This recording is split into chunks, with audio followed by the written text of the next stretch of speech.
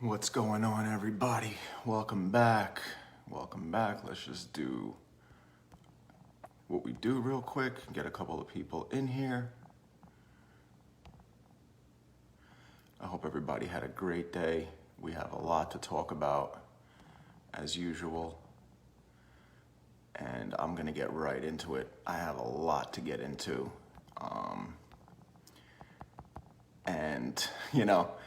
I always have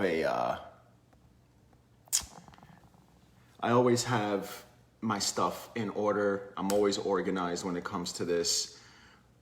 And always, I get distracted with some kind of breaking news that I need to get into. And it needs to be done. And it needs to be talked about, because I'll tell you why. Mainstream media is not talking about what I'm going to talk to you guys about. So, welcome to My Political Truth, and my name is Jerry Tomchinsky, and I'm very happy that you guys are here with me.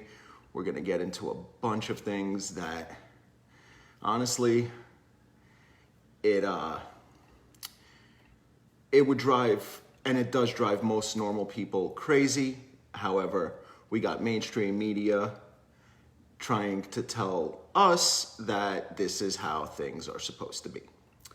Well, sorry, but we're not those kind of people. We won't just fall for that kind of garbage. And I'm sorry, that's just the way it's going to be. So, yeah, here we go. First of all, before I go anywhere, let me say hello to everybody. Mom, Rocco, Dad, Irina, welcome.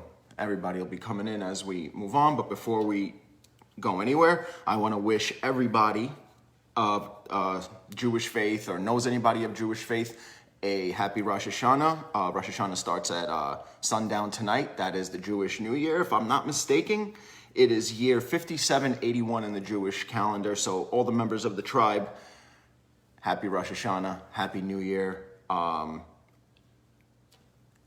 This year has to be better than last. I think everybody would agree. I've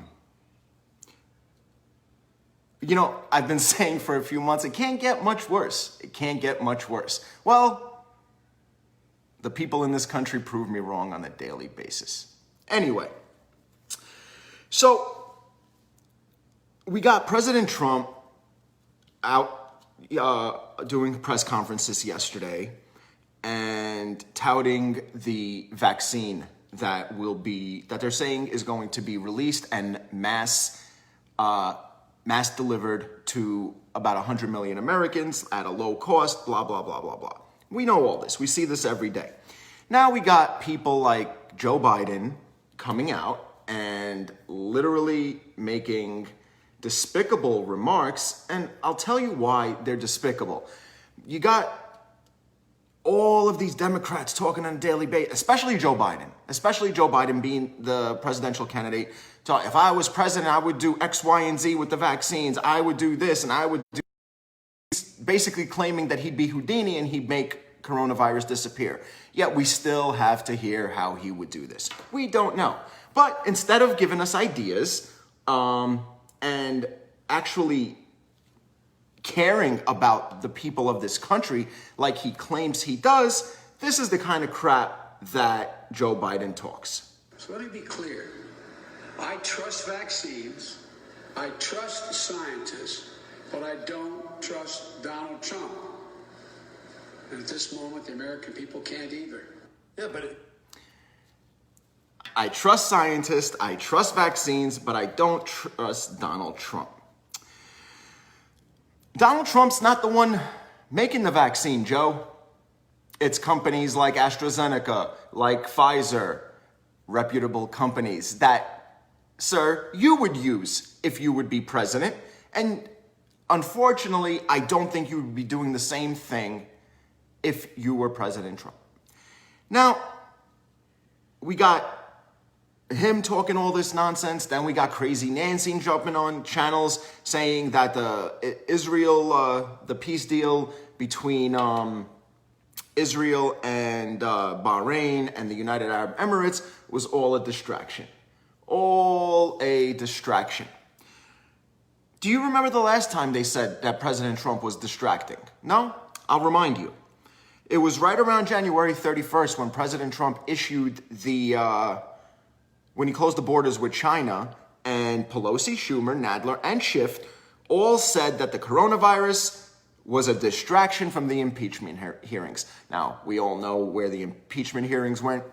Nowhere, like everything else the Democrats do. Everything else they touch, they're like King Midas in reverse. Everything they touch literally goes to poop. And we know this. We know this. And you got places like CNN and MSNBC basically willing to go down with the entire ship. What I want to know is when this is all over, right? When this is all over,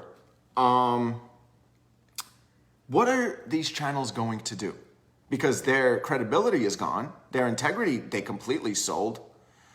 Hey, Kerry, welcome. I actually sent you an invite. I send a few people invites because I know the people I send them to share them and support on a daily basis. I did send you an invite, and I think I tagged you, but welcome. So, yeah, everything that President Trump does is not for the best interest of this country, but it's as a distraction. Literally, they claim everything is a distraction. They can't be taken seriously. Now, let's get to what I wanted to talk about. Breaking news right before I got on tonight. So it looks like that political hack and former FBI Director James Comey will be testifying in front of Senate Intelligence Committee led by Senator Lindsey Graham on September 30th. This reveal came as a piggyback, basically, to Ron Johnson. If you guys remember the other night, I was talking about Wisconsin Senator Ron Johnson, that he said that next week, Joe Biden's going to have a very rude awakening when it comes to this Spygate and Obamagate stuff. So Lindsey Graham says, quote, "The day of reckoning is upon us when it comes to Crossfire Hurricane." Now, we all remember when this Russia collusion garbage ended. The impeachment went down the tubes. The Senate did not find President Trump guilty of violating anything. And then, to put the cherry on top of the sundae, they had the Mueller Commission. They came in. They found absolutely no wrongdoing. And the one thing they didn't clear President Trump and his administration of is obstruction of justice. But again, that was just complete garbage. Complete garbage. So after the Mueller Commission came back and said that there was no Russia collusion, the Senate Republicans continued their own investigations into the origins of the FBI's counterintelligence investigation into whether President Donald Trump's 2016 campaign conspired with the Russian government to steal the election. Now, as special counsel, Robert Mueller's team eventually concluded that the Trump campaign did not collude, as I said, with Russia, and a subsequent Inspector General report found that the FBI omitted evidence that would have called into question the years-long investigation into the Trump administration as part of the Crossfire Hurricane. Now, you guys remember Crossfire Hurricane, the Carter Page thing, the Steele dossier that Hillary Clinton paid for, all of it. Now, it is aggravating that it's taken this long to basically come to justice, if that's what this is going to be. And I just don't know how to feel about this. Just when I think something's going to happen, it doesn't happen. Just when I think the hammer's going to come down on the Democrats, on the liberals, on these criminals, nothing happens. We as Americans need this to happen. Reporter for the Daily Caller stated that the committee would also interview 2 FBI employees who spoke with the primary source for Christopher Steele's dossier. The primary source, you would think, and I'm going to go back to what I said a couple of months ago, you would think the primary source would be somebody out of the Kremlin, somebody deep into Russian deep state. No, it was this guy named Igor Deschenko. He worked for a liberal think tank about half a mile away from the White House.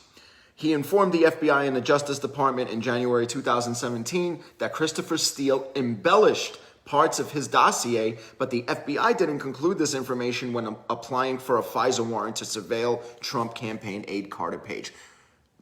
Essentially, in other words, what they're saying is that they left out pertinent information in order to get these FISA warrants approved so they could spy on President Trump's campaign.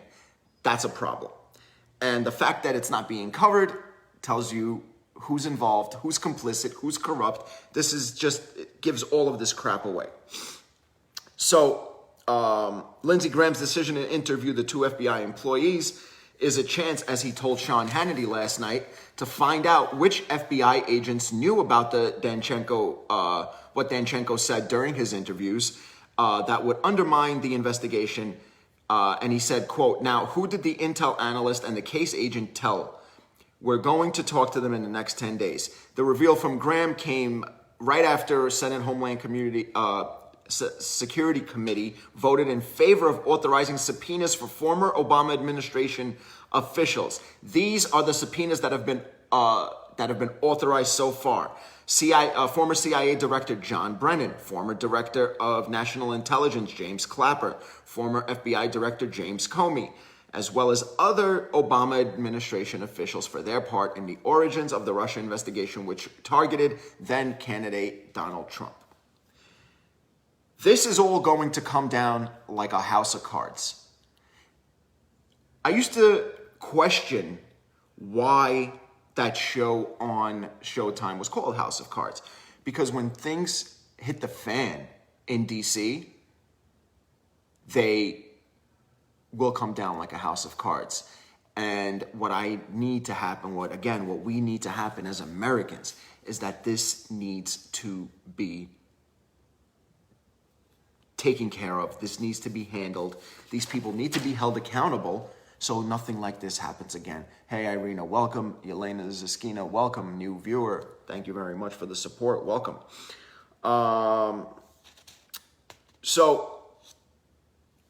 In essence, the rest of the country needs to know that our Department of Justice works. They need to know that people will be held accountable. Because if they don't know that people are going to be held accountable, more atrocities like this will go on. And I call this an atrocity because no president, I don't care if they're Democrat, Republican, Independent, it doesn't matter. It doesn't matter. No president can be treated like this. Yeah, Irina, I saw, people don't get notifications.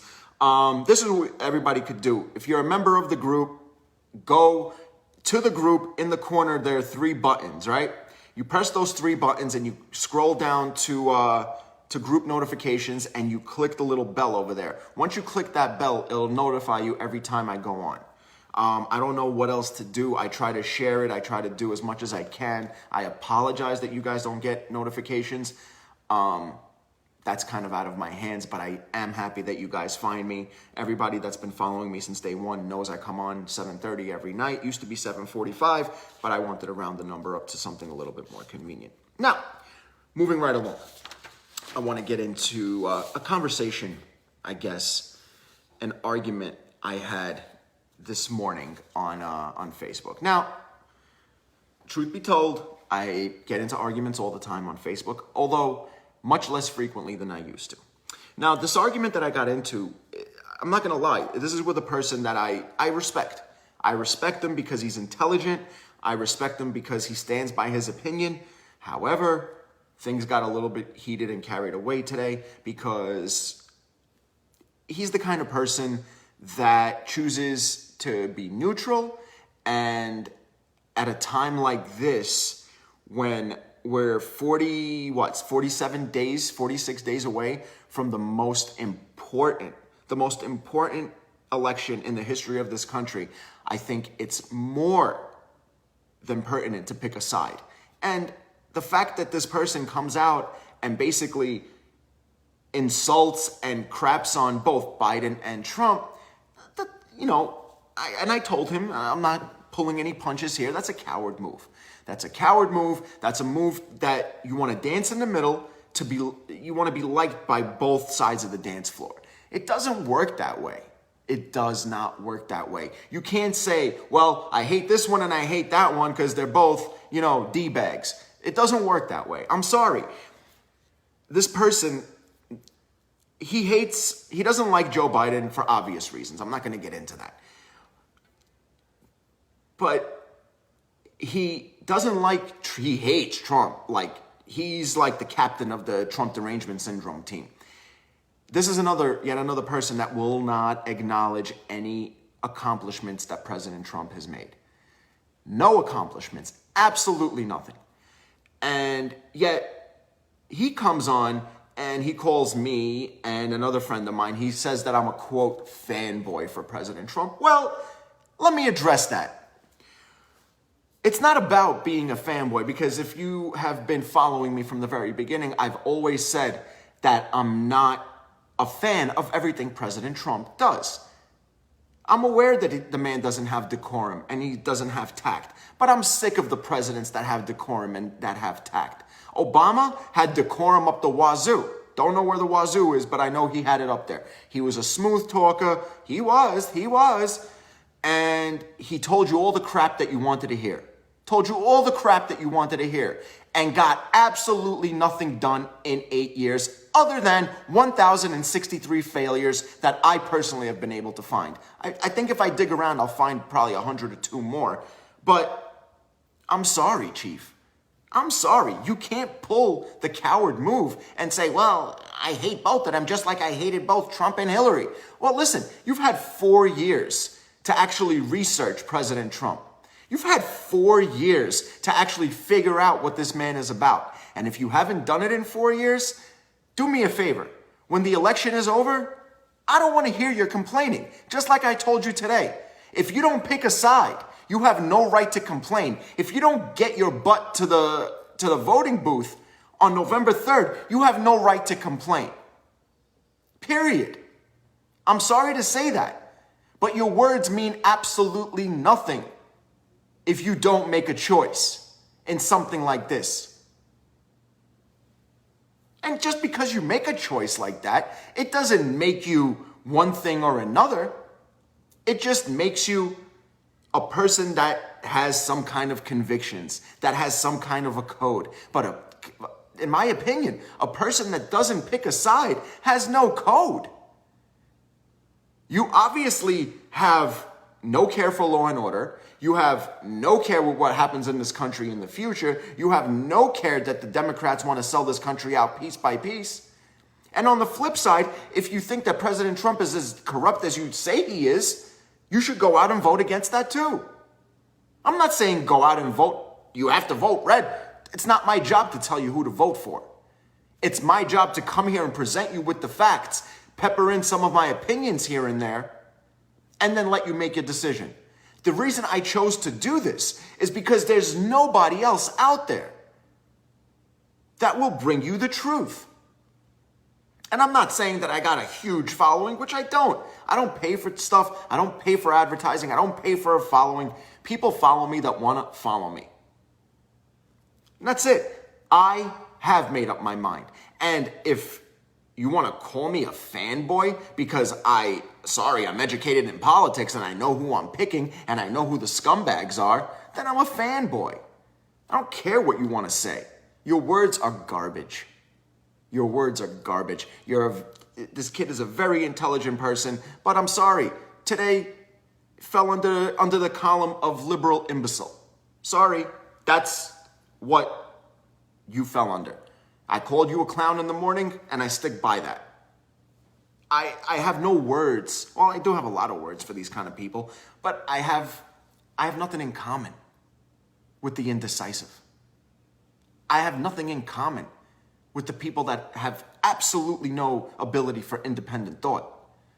And I have nothing in common for somebody that can't make a choice. Granted, on most election years, it's a difficult choice. But this year, I'm sorry to tell you, it's cut and dry. It's easy. This choice is easy. Let's go by this, okay? Now, this comes from yet another thing that blew up in the Democrats' face. You remember when the census was doing their questioning months ago, and They wanted to take out the question of whether a person is a citizen or not. Well, they got their wish, and this is the results of that. So the census data shows, and it boosts President Trump, showing record income gains and historic low poverty. Median household incomes for African Americans, Hispanics, and Asian Americans all hit record highs last year, as did median income for women, according to new data released by the U.S. Census Bureau. So the U.S. Census Bureau on Monday released the data showing that the median household income surged to a record high of more than $68,700 last year. The increase of 6.8%, almost 7% in household income was the largest one-year increase on record. The largest one-year increase on record. Didn't happen under Obama. Didn't happen under Bush. Didn't happen under Clinton. Sorry to say, didn't happen under Reagan either. This happened under President Trump. The poverty rate, meanwhile, fell to 10.5% last year, a record low, with 4.2 million Americans lifted out of poverty last year, the largest decrease in poverty since 1966. Explain to me why the decision is so hard. Maybe I'm missing something. Maybe I'm a little bit slow. I mean, listen. The data shows that the median household income increased by 9% in the first 3 years of the Trump administration, compared to only 5% in under 8 years of the Obama-Biden administration. The figures also show 6.6 million Americans were lifted out of poverty from 2016 to 2019, the largest 3-year reduction in poverty to start a presidency since 1964. The White House also noted that while Biden was vice president, the number of Americans in poverty increased by nearly 787,000. I mean, the numbers are here in black and white. They're here in black and white. There's literally nothing that's a secret. This can be found on on the U.S. Census Bureau. Check out their website. You could Google them. You could do whatever you need to do. They're easily findable. It bothers me. It really bothers me that people are having a difficult time deciding. And I promise you, the only people that are having a difficult time deciding on who to vote for are the ones that are suffering severely with Trump derangement syndrome. Because I think, for the most part, Americans have their minds made up. There's only so much pathological lying that the country will put up with, and Joe Biden continues that. Just the other day when he was in Michigan, if you guys remember, and this just popped into my mind because somebody sent me a video of this earlier, and I thought this would be a great topic to discuss and great thing to bring up. So Biden was in Michigan last week doing one of his press conferences. I think he had 24 people there, and 12.5 were Trump supporters. So he just came out right on camera and said that over 118,000 military were infected with COVID-19. The real number, 40,000. And then he claimed that over 6,700 American military died from COVID-19. Well, that number's also wrong. Do you know how many American military died from coronavirus infection? And again, you could find this anywhere. This is on cdc.gov rather. 7 military in all died from coronavirus infection. Now, even one loss to coronavirus in the military at all is terrible. It's terrible. But what are you going to do? You have a virologist that went on Tucker Carlson, and she went on another news forum before Tucker Carlson, and basically confirmed that this is a man-made virus, but yet my little platform here on Facebook is calling it false news because Mark Zuckerberg apparently finished medical school and his staff, some apparently finished medical school and are all virologists, and they know better than this lady because they tagged it as false information. Their definition of false information is anybody that doesn't agree with the Democrats. I mean, if you guys don't know that yet, if it doesn't agree with the liberal narrative, I'm sorry, it's going to be censored. Apparently I was in Facebook jail for about 30 days. It was I think it's called shadow jail. So I was still allowed to post, I was still allowed to do my lives, but I couldn't share them on a mass scale like I used to. My views nightly used to have between 2,000 and 5,000 views on Facebook. Then I got put in jail for about 30 days. I couldn't do my sharing and do whatever I needed to do. And then all of a sudden I'm out of jail. Let's see how long that lasts. You know, we got this new thing coming October 1st where every conservative is going to be shut down. That's the translation. Make no mistake about it. I want to talk about this real quick. There was a white Nebraska bar owner who shot dead a black man during the BLM protest, and now he's being charged with manslaughter months after the shooting was initially deemed self-defense. I'll give you one guess as to why months later he's being charged with manslaughter instead of self-defense. You guessed it. Liberal pandering, complete garbage. Complete and utter garbage. If somebody was coming into my home or my business, one of these BLM savages, and I had the ability to protect myself, you better believe I'm taking somebody down. Now, let me go back to this real quick. Let me go back to this word savages. There's really not much more to this story. I'm going to keep you guys updated with this because this man should not do a minute in jail. I want to get into this word savages. So the other day, I get into an argument with 4 Mensa members from the liberal side, right? And I am just posting fact after fact after fact. And then one responds to me, is it hard to hide the fact that you're racist? And of course, I giggle and I write back, I win. Because the minute a liberal calls you a racist, you know you win. So then I asked them, I said, all right, so you guys supporting BLM, you think it's right for a savage to run up on a set of cops just sitting there in their cars and shoot them for no reason?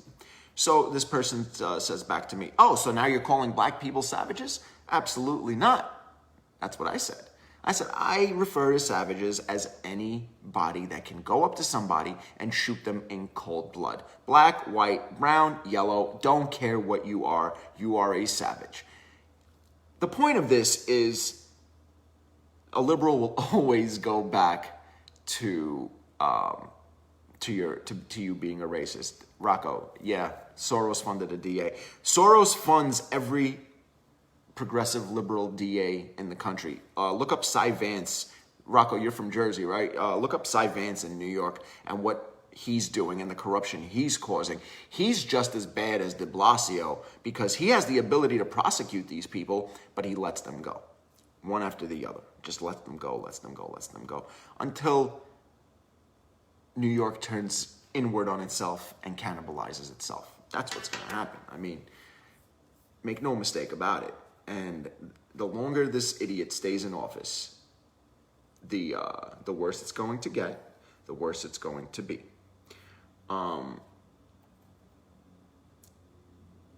They are coming at each other now. I mean, Cuomo went right at de Blasio yesterday because de Blasio, the only way he knows how to balance a budget is to beg for money from the state government, the federal government, whatever. But the problem with that is that city and state governments cannot borrow money. They cannot borrow money. Only the federal government can borrow money. State governments cannot. So now, because New York State and New York City's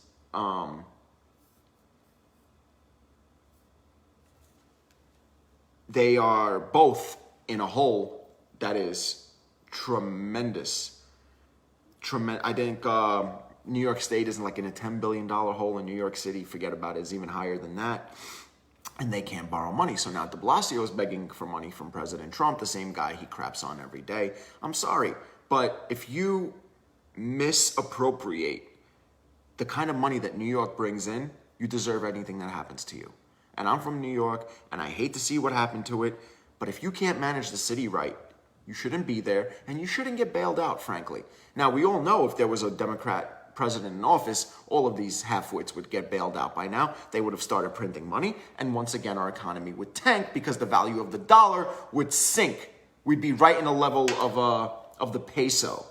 I mean, it's unbelievable how blatant all of this is, and the fact that it can be ignored on such a level. And even worse is that these media hacks, these journalist hacks, co-sign this garbage. They co-sign this garbage. They report it. Look, take Andrea Mitchell on MSNBC, completely downplayed the Mideast agreement that President Trump brokered between Israel, Bahrain, and United Arab Emirates. She completely played it down, and she played it down even more so after Jared Kushner, President Trump's son-in-law and Ivanka Trump's husband, canceled an appearance on that show. He canceled that appearance the day after President Trump was put into that buzzsaw on ABC News when, ABC scripted everybody's questions. Do you remember that garbage from the other night? So yeah, that's a very big problem. That's MSLSD. Yeah, absolutely. MSLSD, MSDNC, whatever you want to call them. They are a trash media organization. And for anybody to downplay this agreement that President Trump brokered. Can you imagine if this was Obama and he brokered this? These liberal think tanks would be falling all over themselves to drop at the feet of King Obama. Come on, man. The bias and the hypocrisy is disgusting, and anybody with half a brain knows what's going on. So I don't have to sit here and regurgitate the same crap every day. You guys know what these people are about. You guys know what Democrats want to do. But most importantly, you guys know as well as I do that the liberals and their supporters are going to hate you strictly for being a Trump supporter and for having the ability of independent thought. So the next 46 days is going to be interesting, to say the least. Again, we're not done hearing all of the made-up stories. You guys heard the new one today? Apparently some girl came out and accused Trump of sexual assault back in 1996. I got questions. Where were you 4 years ago? Where were you when it happened? Why is this a thing now? Did it finally start bothering you? Things like this lost credibility in my eyes when the Democrats refused to acknowledge Tara Reade when she accused Joe Biden. So that Me Too movement sunk then. They can't come out now and say, well, we have to believe every woman, because I think it's too short of a time frame from when the Tara Reade thing happened, when, what's her name, Nancy Pelosi came out, Crazy Nancy, and said, that's just Joe being Joe. And Kamala Harris she was questioned. Somebody said to her, didn't you just say that every woman should be believed? And she completely covered up and in not so many words, basically tried to discredit this woman because she came at Joe Biden's neck. Stop. You liberals are a joke. It's a clown party. It's a circus. Stop it. Make a choice. Make the right choice. You guys know what the right choice is. I don't have to sit here and tell you. I'm pretty sure my flag gives away the fact that I am a patriot. I am pro-law and order, and I am very much pro-President Trump. We're going to finish this off with a quote. This one comes from Malcolm X. He says, quote, "If you're not careful, the newspapers will have you hating the people who are being oppressed and loving the people who are doing the oppressing." Now, if that doesn't speak for volumes for what we're going through today, I don't know what will. Guys, have a great night. Have a great Thursday. I'll see you guys tomorrow. Tomorrow, I'm going to do a special show, and it's going to be called The Lies of Joe Biden and the Liberal Media. It's going to be very, very fun. I'm going to put on blast this POS. Look him up, Shaun King, Shaun King.